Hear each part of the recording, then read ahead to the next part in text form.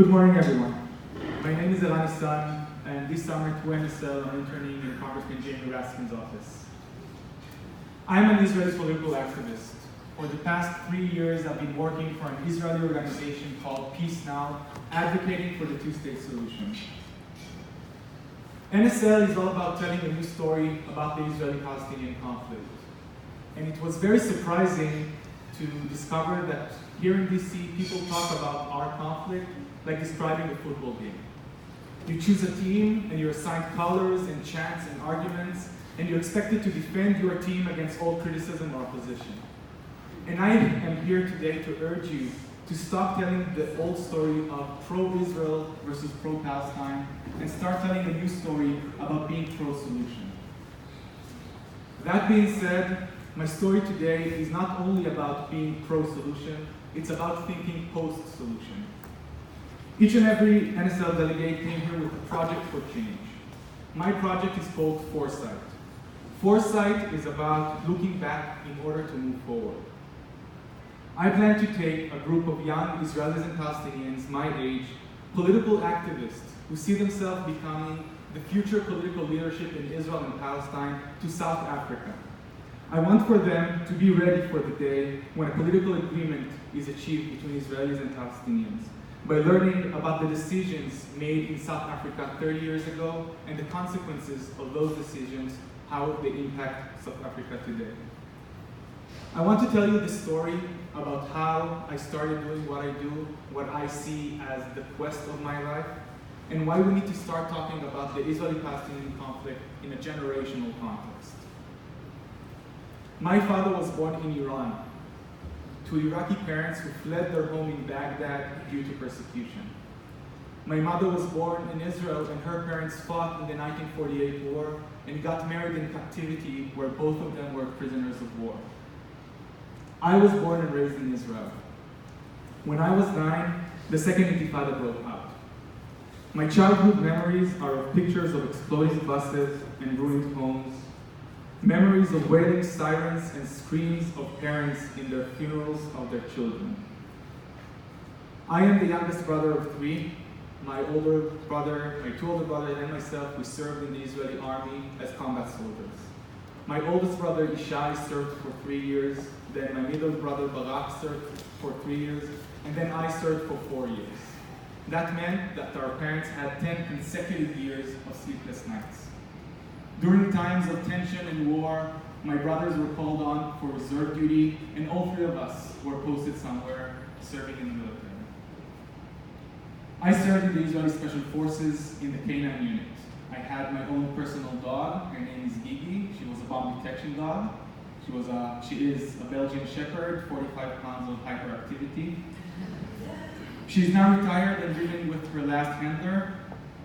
But during my service, Gigi and I went out on hundreds of missions in the West Bank and in Gaza, and the scariest moments of my life were experienced with Gigi by my side. I experienced war and combat firsthand.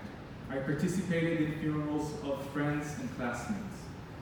And during my military service, something broke inside of me. When I finished my service after 4 long years, I realized that I was suppressing post-trauma. And that my post-trauma originated not only in the experiences I had of being a combat soldier, but also a generational trauma.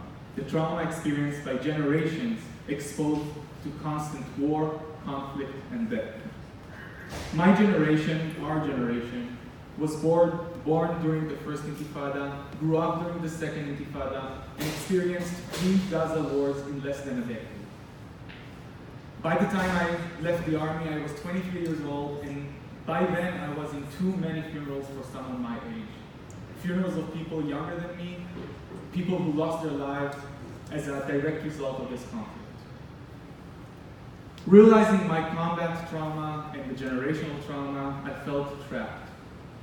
All I wanted to do is to get as far as I could from that reality.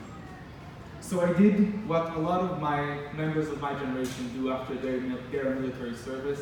I bought a one-way ticket to India, and I traveled to Nepal and Thailand and Laos and Vietnam and Cambodia and Hong Kong. This is very common in Israel. Your post-military trip is not only about having fun and seeing the world, it's about going and visiting a normal place to understand that back home is not normal. Traveling away from home gave me an opportunity to deal with my pain, to clear my head, and to decide how to move forward. After 5 months of traveling, I decided that I was ready to go on with my life, to go back home. I decided to surprise my parents on my birthday, so I didn't tell anyone I'm coming back except my brothers. When the wheels of the plane touched the tarmac at Ben Gurion Airport, after a 12-hour flight, I took the phone from out of my backpack and turned it on. I was immediately flooded by hundreds of messages from friends from the unit asking me if I heard the news. I learned that while I was in the air, a group of IDF officers were patrolling the northern border of Israel. An anti-tank missile was launched at them from Lebanon and 2 soldiers were killed. One of them was Yochai, or Jucha, the older brother of Tamir, my best friend from my military service, a person I considered and still consider literally my brother from another mother. This caught me completely off guard. My welcome home party was a punch to my gut. Broken and confused, I surprised my parents, I hugged them, I went to sleep, and the next morning I started my birthday at Jucha's funeral in Mount Herzl, Israel National Military Cemetery, Arlington.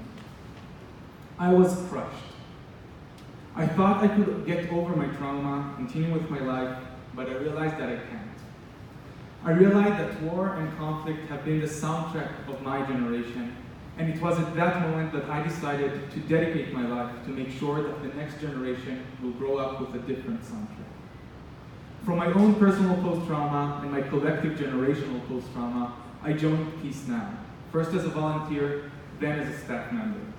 And if I had to choose one sentence that would encapsulate my political motivation, it is this: a conflict that we pass on to our children is a conflict we lost. In Peace Now, I was the head of the education department.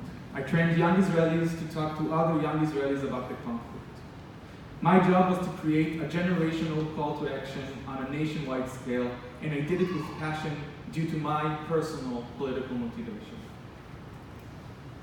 My generation in Israel did not meet Palestinians while growing up.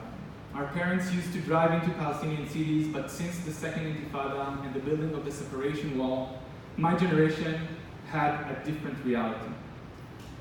The first encounter between an Israeli and Palestinian is usually hostile and violent. These are not circumstances where understanding and empathy and trust can exist. In my work in Peace Now, I started meeting young Palestinian activists, talking with them, arguing with them, and making meaningful relationships with them.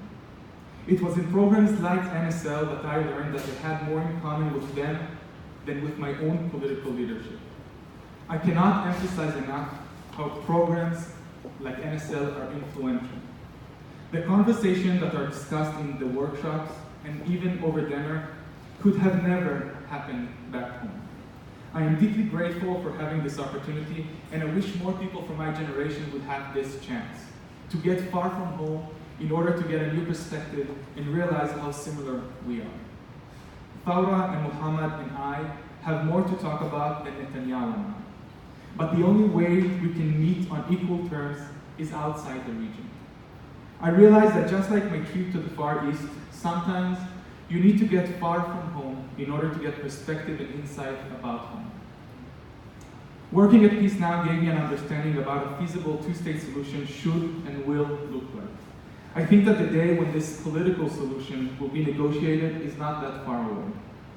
I can give you numbers and I can draw you a map of what I think is going to happen. A general understanding of the possible solutions to the core issues of the Israeli-Palestinian conflict already exists. I can talk about security and borders, about refugees and Jerusalem. However, nobody is talking about the day that follows the agreement. The current generation of politicians are talking about the solution as the end game. But in order for a solution to endure, we must build the capability to conduct a conversation. A conversation about recognition, about accountability, about compensation, about commemoration, about justice. My project, Foresight, is about creating the framework for this conversation on the individual level, the community level, the group, and the society level. We're facing a long and complicated process like we have seen in Ireland and South Africa. But this process needs to be carefully planned, and no one is planning it. We are the generation that will inherit political and social power in the post-agreement reality. And that is why we are the ones who need to initiate this conversation and plan this process.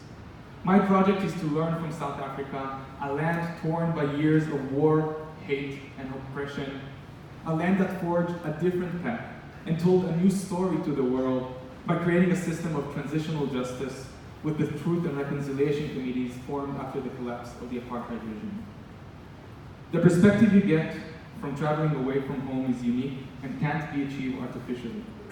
Walking the streets, hearing the stories from the people themselves is essential for understanding how we can move forward.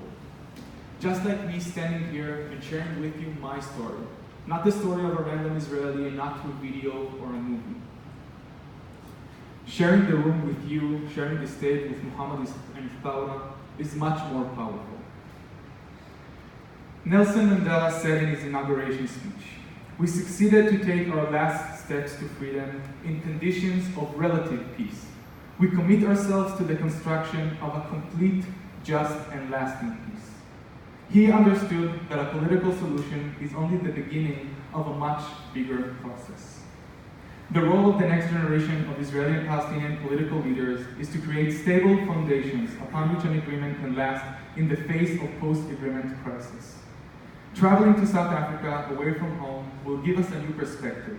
We will be able to learn from the successes and failures of South Africa so that instead of passing to our children a conflict or an unstable peace, we will be able to give them a complete, just, and lasting peace. I have faith in my generation to overcome the challenges ahead. Thank you.